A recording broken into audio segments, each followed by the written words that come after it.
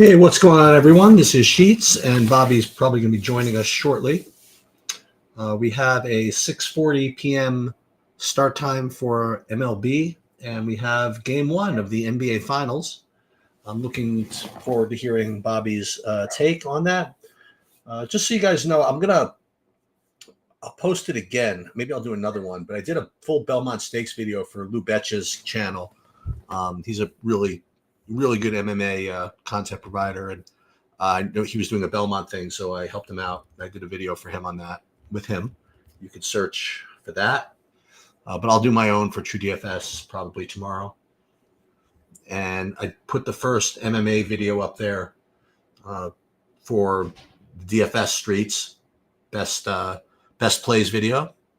We're going to follow that up with the contrarian betting breakdown tomorrow.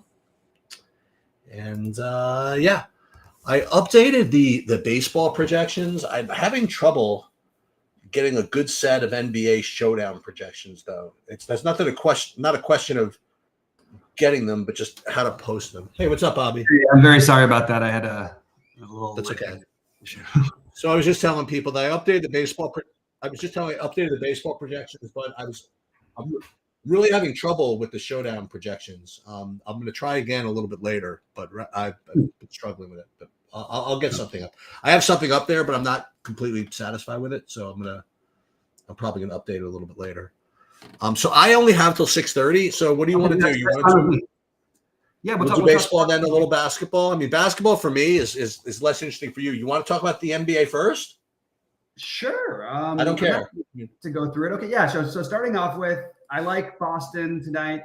I like the odds. So I actually did a weird bet. My friend was able to do this. I shouldn't say that, but he did this bet where you bet Boston to win Game 1, and we've got two versions of it: Boston to win Game 1 minus 10.5 as a hiked up point spread, and then Dallas to win the series. Okay.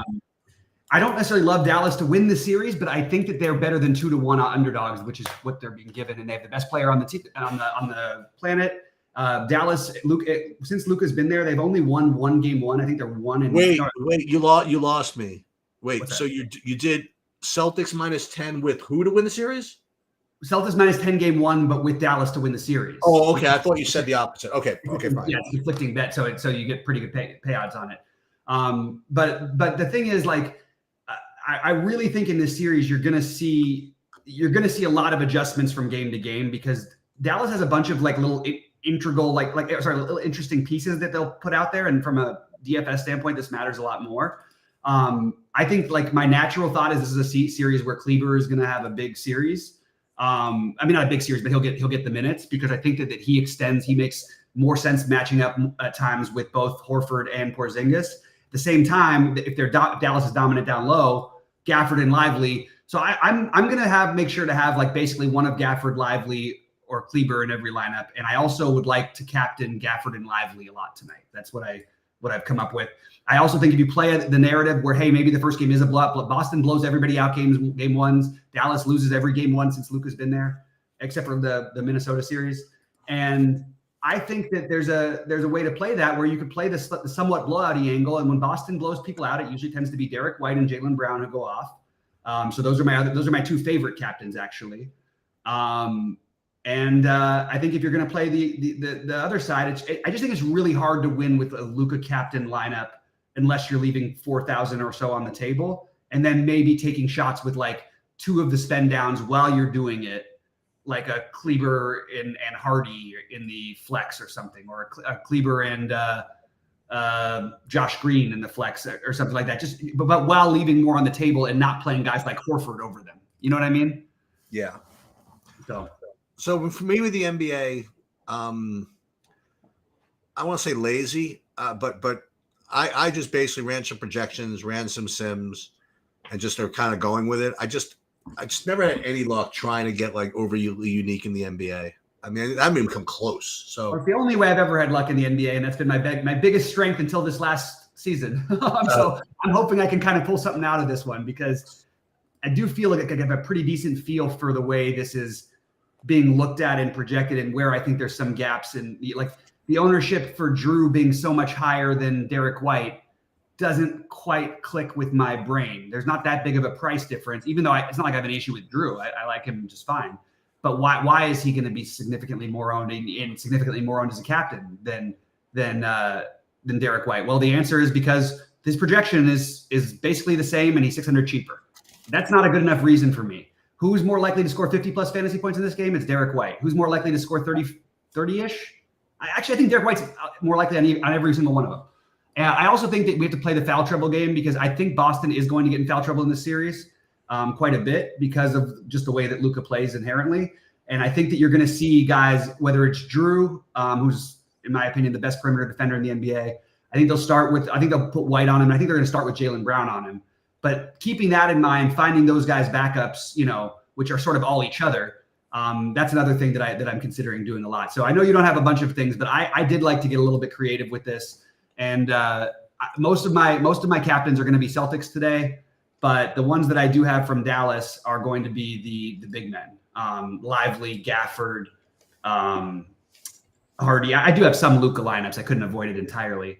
Gafford, Lively, Hardy. For what it's worth, I think Derek Lively is being drastically underprojected. I think this is a ridiculous projection on Derek Lively. I think it should be like at least 5 or 6 points higher. And if you made it 5 or 6 points higher, he would look like an incredible play. Instead, he looks like a nothing. So those are just some takes that I had for the basketball.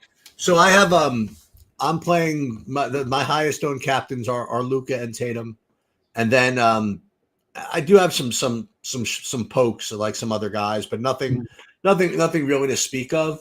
My highest owned utility guy is Derek Lively. There we go.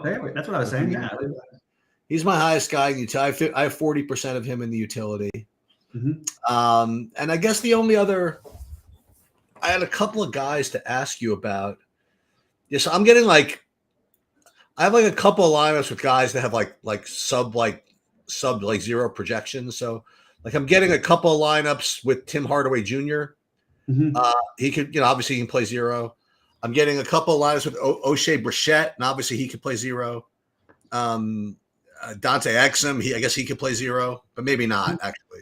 He'll probably play at least a little bit. He'll play. So I have actually 17% of Exum. But I guess the interesting thing is that I do not have Luka in my 555. So I guess that's the wow. That's pretty. That's pretty bold. That would be equivalent to a lot of other weird captain stuff because that's going to be hard. People are not going to fade Luka naturally. But look, and if there's a blowout sheets, that actually works pretty well. That's the way that works. Yeah. I also like getting a little exposure to the Hardaway and the Exum and stuff because let's say they're down by 20 at the end of the first quarter and nothing's going in and they got two guys with 2 fouls at the wing position. Hardaway might just play and it might end up playing 20 plus minutes. We don't even know. It's just a matter of game flow. And I think speculating in game ones is certainly worthwhile to me, which is also why I ended up with unfortunately, a very popular Sam Hauser because I thought they were going to use him more in this series. I'm also what did you end up with on Pritchard? Because I've got 40% of Pritchard and he's projected to be 20% owned. That feels low. How much of the Pritchard did I get? I'm right there. I'm right there with the field, 21%. Mm-hmm. So I think that's my thing is I'm spending more on these little guys and taking my tinker shots in game one. We'll have a better idea in game 3. There'll be adjustments from game 1 to 2, but game 3 is really where I feel like the game 1s are the speculative. Game 2, they make the obvious adjustments. Game 3, they make the extreme adjustments. Usually, depending on how the series. What do you think of PJ Washington today? So he's so cheap. I think he's a good play, and I have him. I think he's an interesting off the board captain. I have him at 16. I only have 16% of him to be honest with you. Actually, I looked at it, but I do have him at captain 4%. Right. So I guess I have 20% of them. I like Derek Jones Jr.'s price. I do think that all of the Dallas bigs. I mean, throw PJ Washington in the mix. There's huge upside for them, but Lively keeps sticking into me in my head where I'm God, I really could see Lively getting 50 or 60. That's going to happen in my opinion at some point. Maybe it'll be Gafford, maybe not 50, maybe 45 or more, something like that. I could see those games happen, and Lively had those games throughout the season occasionally. but I also then am siding with and Kleber will play alongside these guys too. But I do like the Kleba a little bit in this because their defense is just much better with him out there. He actually extends the 3-point line, which Lively does a little bit. Gaffer doesn't at all. So I think that it's an interesting to sort of deal with that whole group from Dallas because I feel like we have a better idea of what Boston's going to come in and do than we do Dallas. Especially if they're hitting the mouth right away or they're down 20 right away. And the same is true for Boston, except for Boston won't change anything. They're going to play out of their 6 main guys. Those guys are going to play like 98% of the time or 97% of the time or whatever, with a tiny bit going to Hauser. Dallas could get creative and play a lineup with neither Gafford or Lively and with Kleber instead. They could play Josh Green a bunch of minutes if they wanted to put somebody else on Tatum, which I think is a very viable route, by the way, which is why I like Josh Green. And Jaden Hardy and then the more fringy Tim Hardaway, in case that their offense is just stagnant and they need something different. Those are just the ways that I'm looking at it. But I have exposure to everybody in the pool at some point or another. I've got little bits of everybody, but the ones I'm highest on are obviously Luka in the flex is my highest owned, but captain wise, Jaylen Brown, Derek White, Derek Lively, Jason Tatum. Those guys I'm all going to be just significantly above the field, except for Tatum. I'll probably only end up a little bit above the field because he'll be pretty popular. All right, you want to talk about the MLB? Yeah, I'm only playing a couple lineups, so I'll speak for myself and for the other stuff. Like, I guess we can talk about everything, but I'm only playing a few lineups tonight. The tournaments were kind of weird, and I'm not whatever. I really like the Dodgers. No shocker there, and I like that because of looks like they're actually the ownership's crept up on them quite a bit. I like the Dodgers anyway. I like the Cincinnati and Chicago game, both sides of it. And at pitching, I did not end up with that much Hunter Green, and that's just going to be what it is.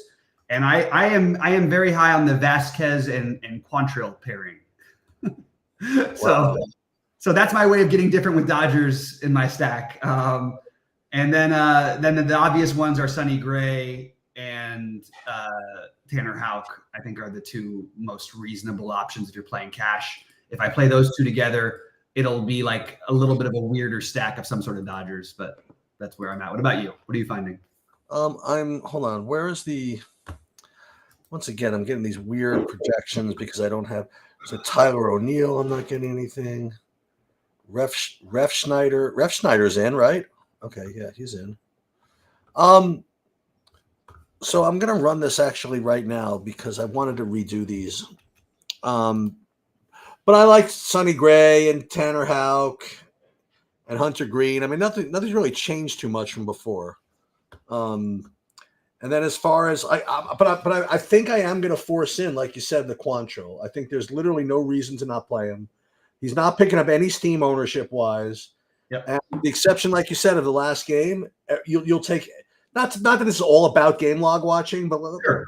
Let's talk through this a little bit. So he put up like 5 straight games of 20 fantasy points, right? All of them will take, obviously. And I know it's not so simple, but the way projections work with baseball, they're very slow to catch up. And yep. I think, if in fact there's just if there's something just better about Quantrill, it's not going to show up in the projections for like 10 more starts. Okay, right? It's just the way it happens, and I think it's kind of healthy to speculate and be early on stuff like that. So I'm kind of down with that. Yeah, and look, he's got a leash. He's 6K, and also he's facing one of the most inept offenses we've had all of this year that we picked it on with everybody. I mean, these are all good reasons to take a shot here. So I'm in on that. I think it just makes a lot of sense. And it's funny, we talk about the last game. He's got his expected K thing today is 4. Skip at the last game, and I mean he hasn't. How about we just do that? How about we just bet the over in the maybe we just bet the over on his strikeouts and then just get out of here. Yeah.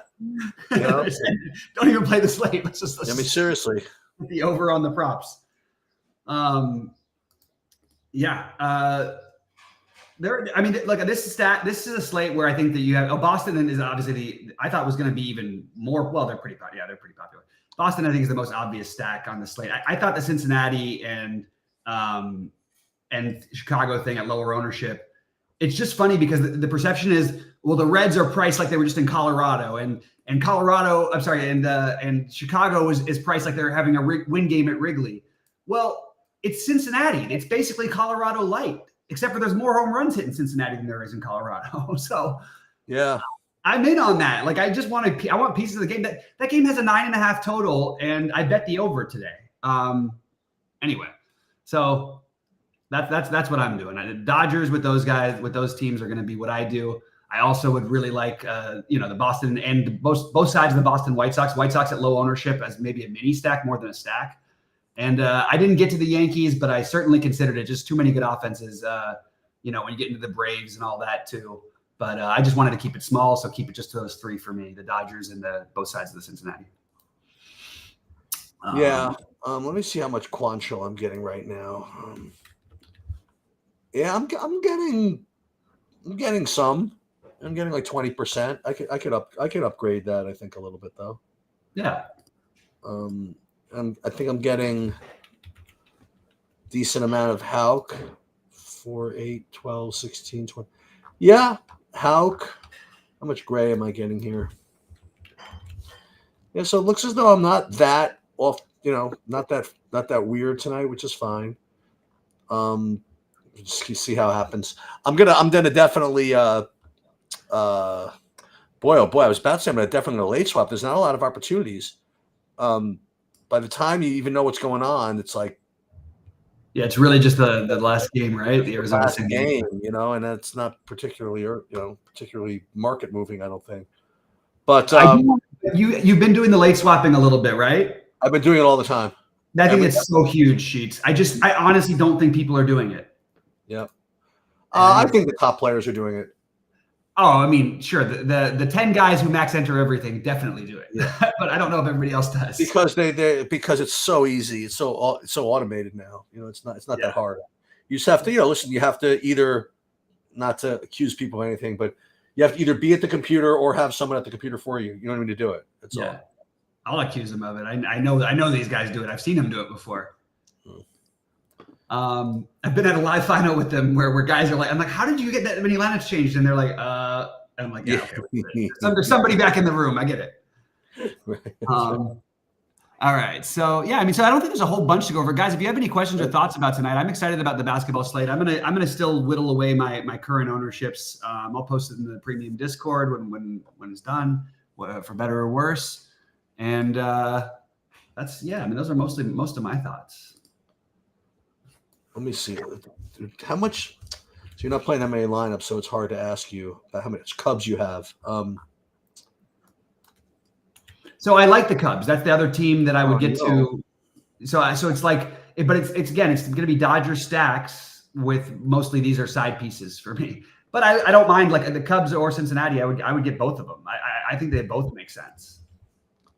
I mean, look, we have a pitcher. This is partly why I talk myself into spending down at pitcher. When you have the third most popular pitcher on this league, a guy who's going to be 35% owned, and the team against him has like the 5th highest run total on the slate or 4th highest run total on the slate, whatever it is, it's probably worth taking some of that other team, and it's probably worth at least a justification for why you can fade the pitcher. Right. Kim the man is asking if is the leader of the free world Gavin Sheets going deep. Ooh. Let's say yes. I'm gonna. You know what? I'm not gonna say yes that he goes deep. I'm gonna say that he hits at least a double. I like that price on him, 3,400. That wind blowing out. Okay. All right. Since you're doing it, let's share my screen. Okay. He put it out into the universe. So since he put it out into the universe, we're gonna have to do it. Yep. Let's see what the line is here. Like it's gonna matter. Home runs. Where's Gavin? Is he even listed? Yeah, I'm sure he is. What's White Sox game, right? Somewhere. I promise you, it's a terrible line, whatever it is. But we know, and we're gonna go for max karma because we're gonna go. Where is he? Gavin Sheets. Plus 600. It's like you said, it's not an accurate line, but it's fair. That's fair enough. That's actually not that bad of a line. I think it's actually pretty reasonable. So hold on. This going against a pitcher who literally has given up 1 home run this season, unfortunately. Well, let's make it 2. Let's make it 2. Yeah. $18 for who's it? Who's it from? It's Who gave this out? Cam the Man? Cam the Man. Cam the Man, this is for you. $18 to win $126. And meanwhile, Tanner Houck, who pitches in Boston and now pitching in Chicago today, is never given up. Doesn't give anything. There it is. I guess I'm going to get going. I'll tell you this: if it's like 10:30 and it's like 11, whatever, going towards the fourth quarter, and there's a sweat, for $1 million, I'll find a way to go live. But I don't really have anything that can cash for $1 million, but I certainly have some things that can cash for like 50,000. So we'll see what happens. Oh wait, what'd you say? You were cashing 50,000 in golf? No. Hold on. It says if there's a sweat in the NBA. Oh, okay. I got you. In the fourth quarter, I said for $1 million, I'll go live, and I was saying that there's no way I could be live for $1 million, but there are a couple of lines that can cash for 50,000 in that thing. So yeah, I think so. I mean, and well, you never know. We've seen it happen before. We saw it happen with the Super Bowl that one time. O'Shea Brissett, captain. Yeah, that was what's his name? That was Jester with the solo ship in the Super Bowl. Oh, that's funny. Yeah, the Patriots. Yeah, that's crazy. Oh, that's so crazy. All right, man. Well, yeah, Patriots 17-14 or whatever, just like everybody thought. Whatever that was. Yeah, against my Rams, unfortunately. That was disgusting. All right. Good luck, everybody, and we'll see you later. Sounds good. Have a good night, man.